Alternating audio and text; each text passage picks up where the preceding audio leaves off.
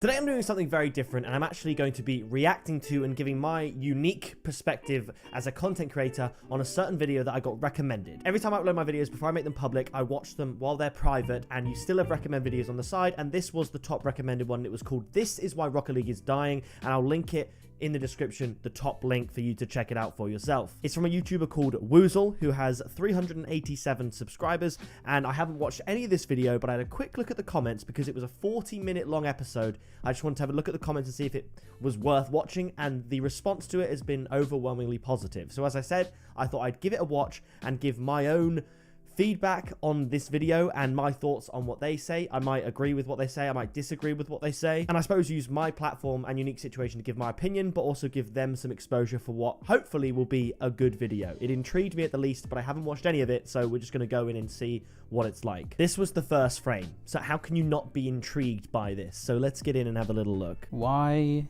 is Rocket League content dying? Of course, that is the main thing that did encourage my eyes to look at this. It wasn't another "This is why Rocket League is dying." It is a "This is why Rocket League content is dying," and that's my bread and butter. That's been my whole life for the last 7 years. So I am probably one of the most, if this even exists, qualified people to talk on the topic, and I'd love to hear this guy's opinion as a smaller, up-and-coming YouTuber in the Rocket League scene who've clearly put a lot of time and effort into this video. It's 40 minutes long, so let's take a look at it. I won't show you all of it because I want you to watch their video, but I will, at least for the purpose of this video, watch all of it. Why is Rocket League content dying? I do have my own theories on this, and we'll discuss it as we go through, but let's listen. Topic right now. Lots of the biggest content creators in Rocket League seem to agree. Impressions are down. In my personal experience, the views have been down like 50+% for me, not since the Season 13 update, but since the announcement of the removal of trading. And I get that, because for my content, a lot of it, even though trading was around and I could still trade and make those videos, the interest in it was lower because it didn't mean as much. There were less stakes. The stakes were lower in these videos because all in all these items were going to be useless and worthless in a matter of months or weeks. The most popular rhetoric, or I guess the consensus, seems to be that it's mostly Psyonix's fault, or maybe Epic Games' fault. I would say that the consensus is that it's Epic Games' fault, almost entirely. I see very few people directing it at Psyonix, to be honest, and I think it is the safe option to just say, Epic Games, it's your fault, because they took the game we loved and kind of ruined it. There's some truth to that, but it is definitely more complicated than that alone. There's a lot of moving parts to what sustains a community's content. So I mean, let's just get into this. First and most obviously, Psyonix. Now, just quickly, as I said, this is a 40+ minute video. I'm going to not include most of it because I'm not out here just trying to re-upload their video. I am trying to give my commentary on what they say. So if I see something that I think is really interesting, I will talk on it,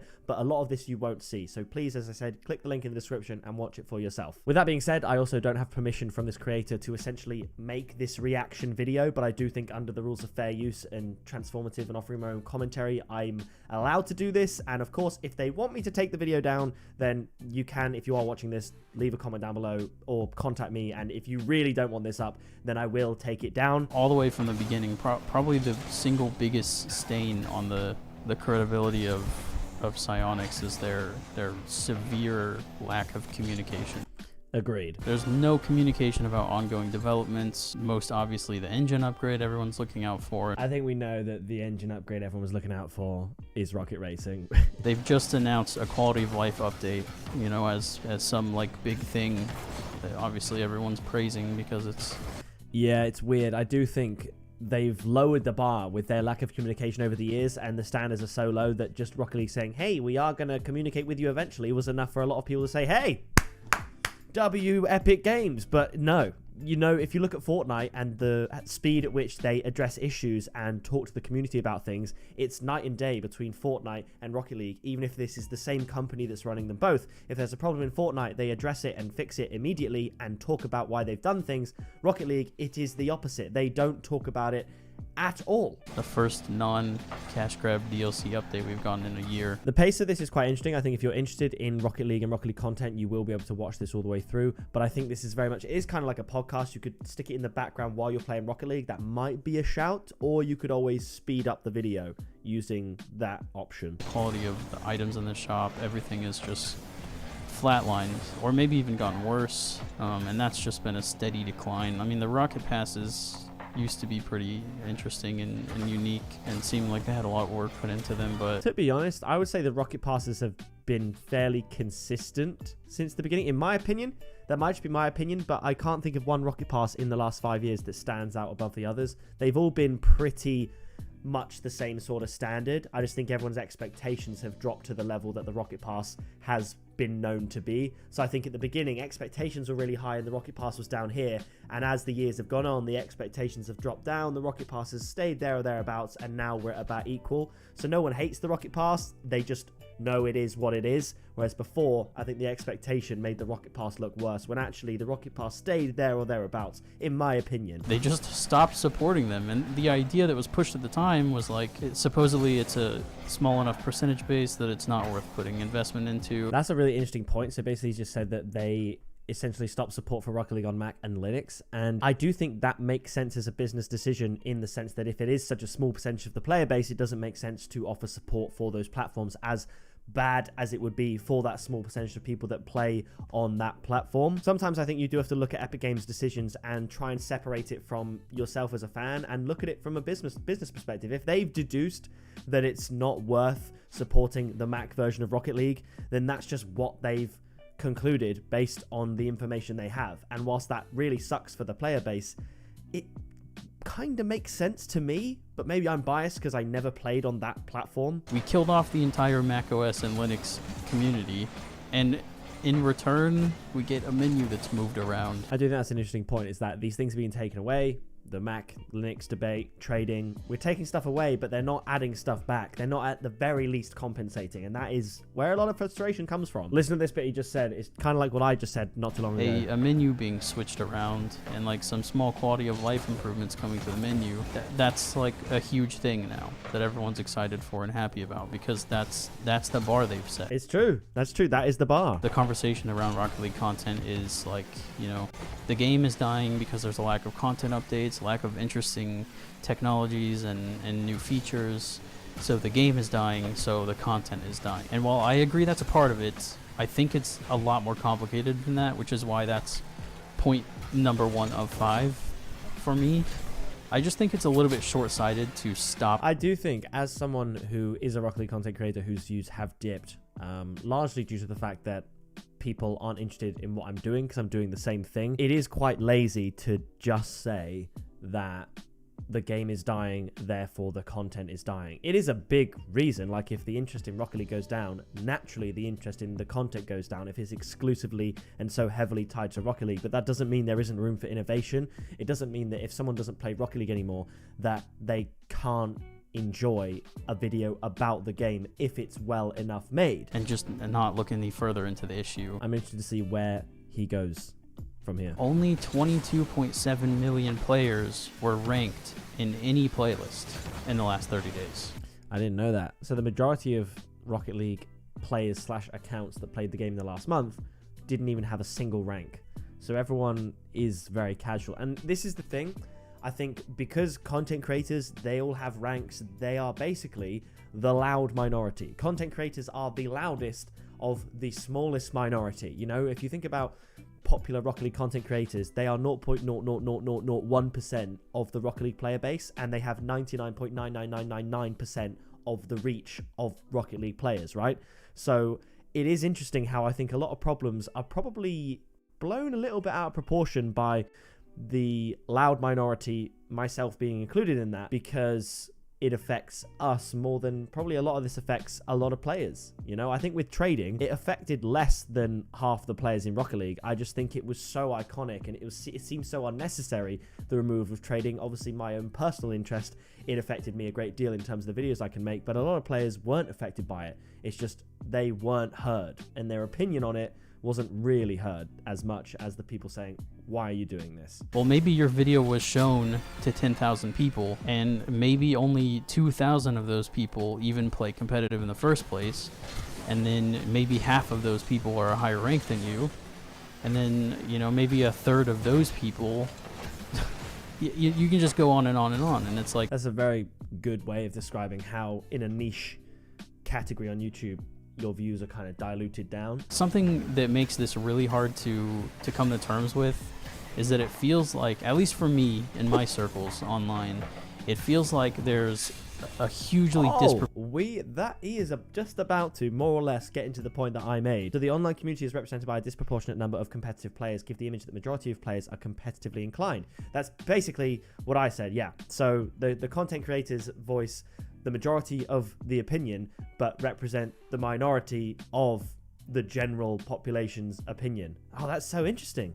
I don't know if I sort of thought of that because it's true, or if this person has very cleverly kind of helped me meander to that conclusion myself based on the points that he's making. Either way, it is very interesting. So basically, I think the really interesting point that he's made here is essentially there's only so far a certain type of content can go, and the more niche you get, the lower your views are going to be. Yeah, fair enough. I suppose that's one thing Sunless Khan does so well, is essentially making videos that could appeal to anyone that's interested in Rocket League, casual and ranked players alike, and that is why he is one of the most successful Rocket League YouTubers. He makes innovative, high-quality content that essentially appeals to the largest variety of Rocket League and maybe even beyond players. The next section of this conversation is the content creators themselves. There we go. And all right, this is naturally, being one myself, this is I'm very excited to see this one and offer my content creator perspective on it. But side note, I'm enjoying this so far, so again, check it out in the description. This part is gonna sound mean. It's gonna sound I'm all about this. Before I go any further, I don't know how me 4 years ago would have handled this upcoming section based on the preface that this might sound mean, okay? But I do think I'm in a good place and a much more mature now, and I'm very open to criticism, and let's just see what we got. Very nice, some of the things I say, but understand when I'm saying these things, I'm putting my viewer hat on. This is not me as a piddly little 300 subscriber nobody trying to scrutinize and knock down bigger YouTubers. This is no, knock them down. Who now happens to be trying to be a content creator, sharing what I feel as a viewer. So yeah. Content creators are basically never spoken about in this conversation, because typically they're the ones complaining about it. They're the ones doing the talking. And it is hard to turn the mirror on yourself. But some notes I put together. Right, can we stop lagging, please? That would be great. About what content creators... Is this just his gameplay that's lagging? Hang on. Right, let's just see if that lagged, because if we're talking about content creators, we can't have laggy gameplay. Complaining about it. And it is hard to turn the mirror... Oh, okay. It's actually just his gameplay that's lagging. That's mildly annoying. Some notes I put together about what content creators... Oh, bro. No, it's so quite ironic that his gameplay is lagging. At the content creation part. There's effect on this whole Rocket League content dying businesses. And again, please understand.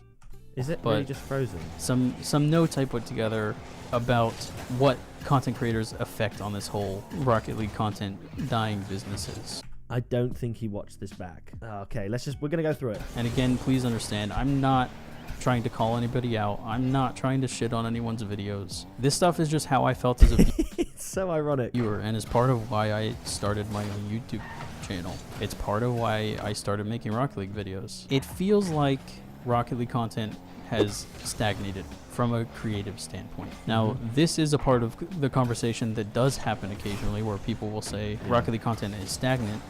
Yes, absolutely. But they always circle back to the lack of content updates, the lack of communication, the lack of new things to do in the game. But I think that's kind of dismissive of just the huge expanse of possibilities there are to make videos about. It feels like Rocket League content kind of got into a groove a few years ago, and especially with free-to-play release when, you could basically get 100k views just by, posting a picture of your Octane. It's true. It's true. Believe it or not, and this is me speaking very honestly here from experience, I upload better, higher quality videos now, especially in terms of my gameplay highlights and tournament stuff, than I did back in 2021. But I could upload even the same videos that I upload now back in 2021 and get 250,000 views and upload on daily uploads, and now get 5 or 10,000. It was very easy to get comfortable because the content now is no worse. There are just less people interested in it. And on top of the fact that I've been doing it for a few years, because I have me personally, I've taken the approach of I want to do what I enjoy. So for one, if you're getting lots of views, you're going to enjoy it more. But two, I genuinely do enjoy making the videos that I make, so I've sort of kept making it. I think I know that's what's kept me comfortable, is I've been able to make a living and I enjoy what I'm doing. So the incentive to innovate, and perhaps for a better future on YouTube, that might be the right thing to do, but the incentive to do it is very low. When you're comfortable and enjoying it, that is, yeah, it's where complacency comes from. Times used to be simpler. It used to be a lot easier to entertain a Rocket League player because the game was still new. There were still things to figure out. There were still interesting concepts being discovered, you know, like the first Rocket League Mafia that Sunless Khan released. That was the first time anyone had done that. That was interesting. It's a new creator, and that's always exciting, but they're still tried and true concepts. Yeah, see, that's the thing. That is one advantage of making a new YouTube channel, is YouTube is much better these days than it was 10 years ago at promoting new channels. 10 years ago, and in my brain sometimes, I still think that if you're a new channel with no subscribers, you have no chance of getting any views on anything at all until you upload hundreds of videos and you start getting traction like that.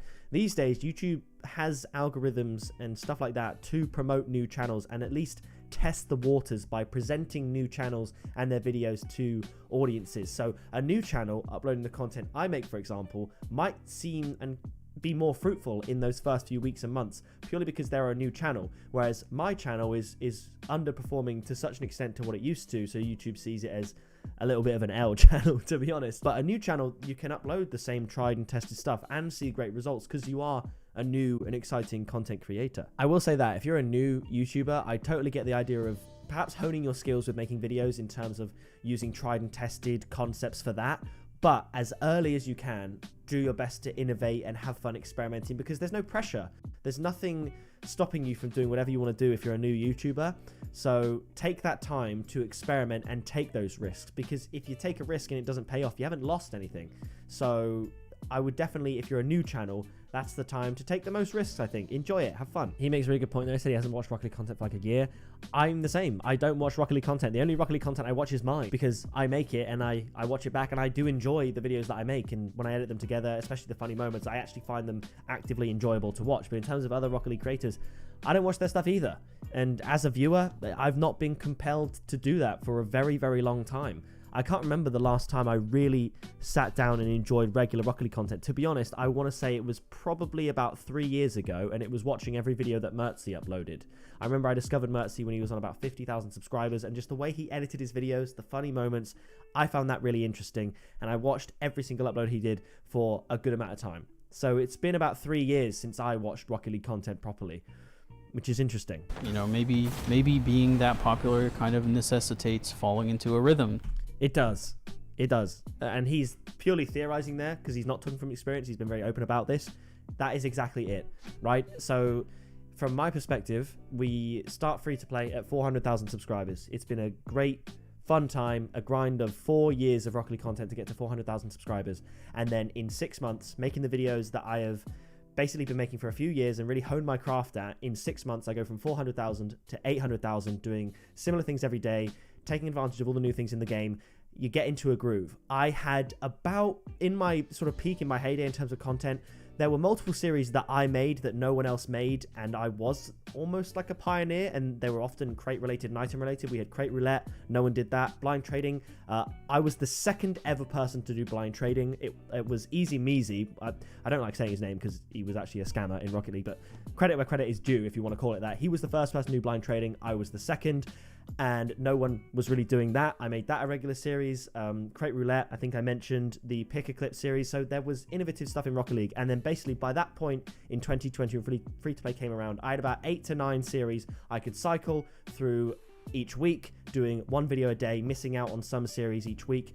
And it did get you into a groove, and that's where you see the 10 million view months, the 80,000 subscriber months, where things were going nuts, and you do just get into an absolute groove. And it's very scary, and I never really did it, to be honest.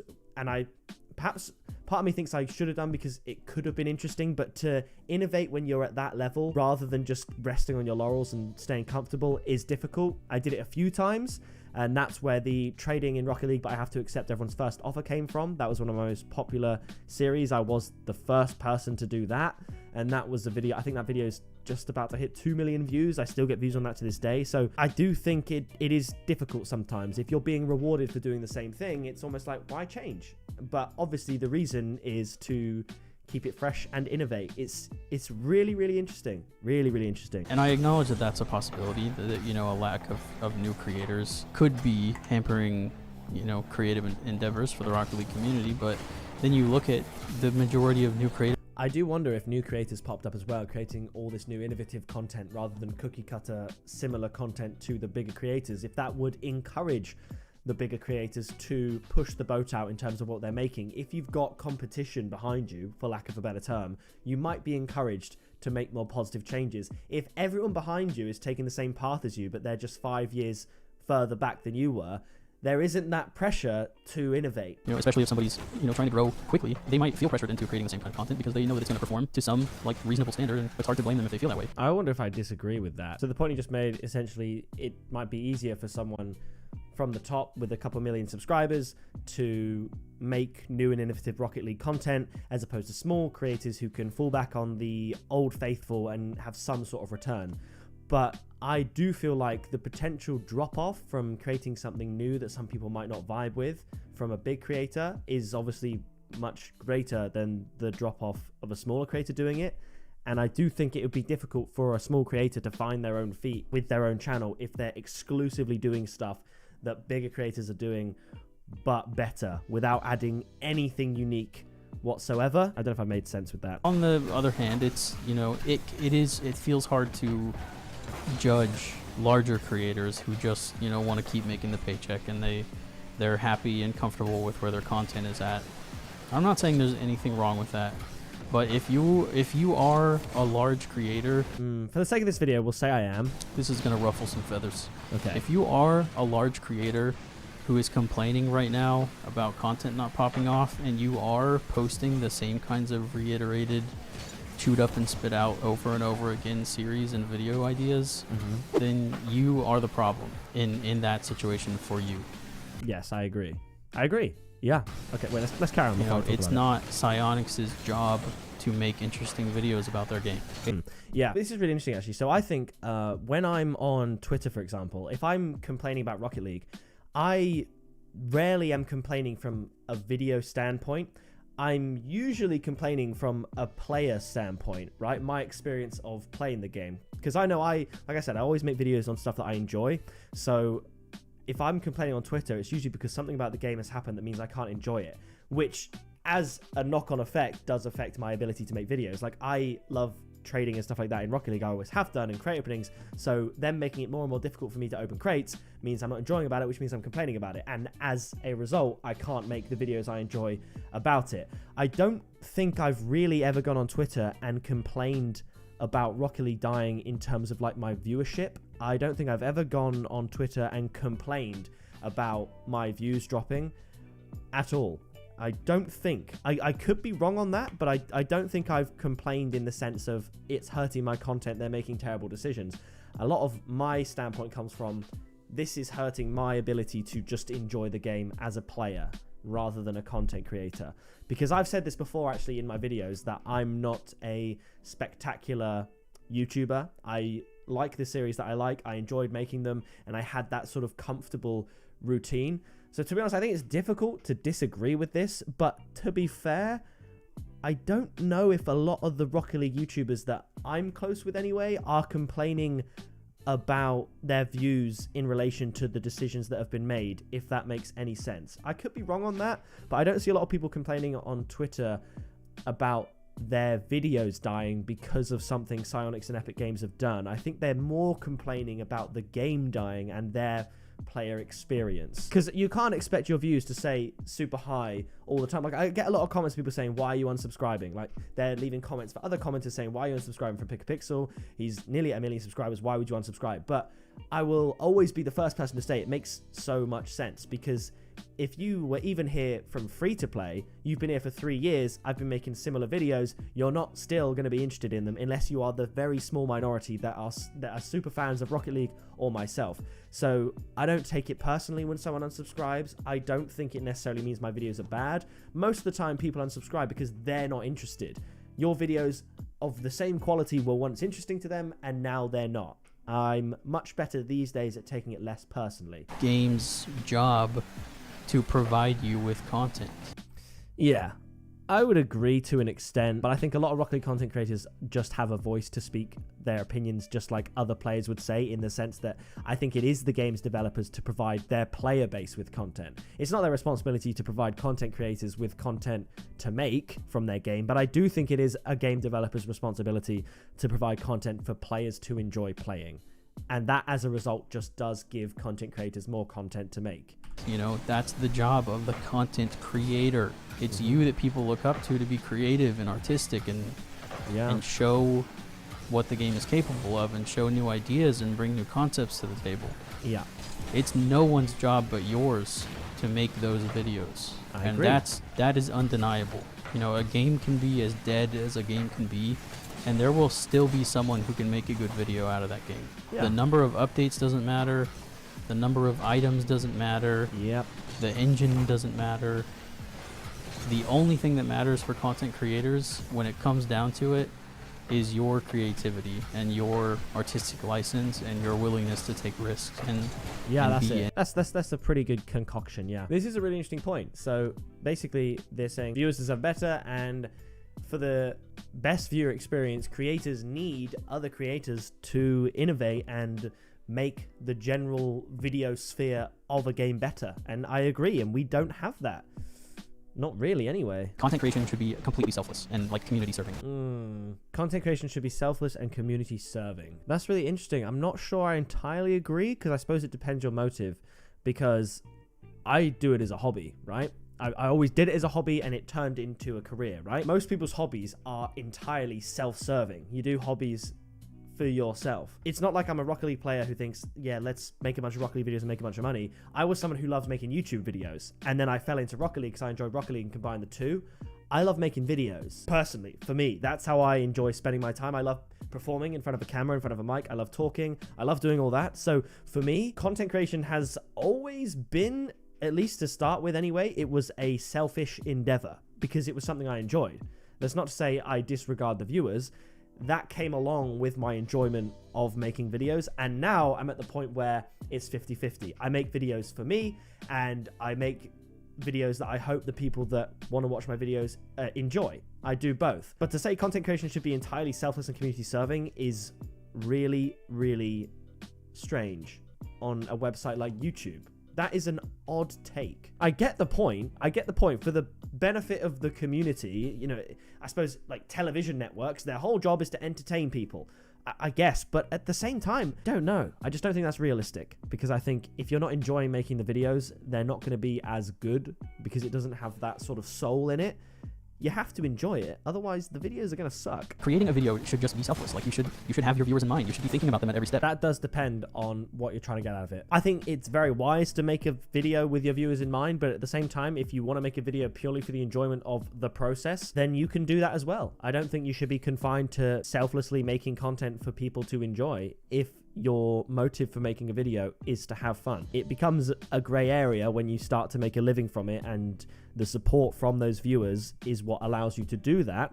But to begin with, I don't know if you need to worry about being selfless. Just do what you enjoy, in my opinion. Have they seen this before? If they have, how can I make it better? How can I improve? What do they want to see next? What are they interested in now? Again, I suppose that depends on what your goal is. If you want to innovate and be the best Rocket League creator of all time, then yeah, you might have to look about reinventing the wheel. But if you just want to have fun making videos and you enjoy watching these videos, so you want to make one yourself, have at it, my friend. So essentially the conclusion is that you need to look at all of it. The responsibility is on everyone. It's on the developers, the viewers, the content creators. It's a collective effort as to how the game performs. And I can't say I disagree. I think they made a lot of good points. If anything, the one thing I've taken from this video as a content creator, it has perhaps offered me a chance to look at things from a new perspective, in the sense that I need to decide myself what it is I want out of YouTube and out of Rocket League. Because if that is just to purely have fun, then it is just do what I want. But if I want to have a long career or a longer career in Rocket League and content creation, then this is all very interesting to consider. And it might, you know, I might sit down and think,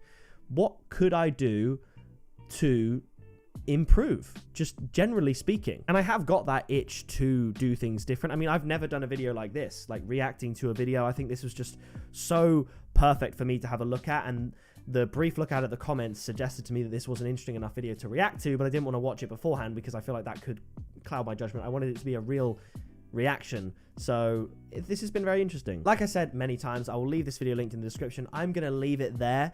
Thank you so much, everyone, for watching. I'm going to drop a sub because I'm very interested in the direction of the Woozle channel. So I'll drop a sub on the old Pickapixel YouTube there. As you can see, oh, the heating's definitely come on. I am nice and rosy from watching that. It's been an hour, but I hope you've enjoyed. Drop a like if you did. Subscribe down below to join the Pixel Army. Who knows? Maybe I'll completely pivot and change my approach to YouTube, having watched this video and really having thought about it. But yeah, I just think it's a really interesting conversation, so I'd love to hear your thoughts down in the comments below. And I'll see you in the next video very soon. Flying in the missile, haters throwing shade, never pick me, not an issue. I am a beast, I'm at the top, I run these beats, I hold my spot, so stop before it hits you. It's pick a pixel.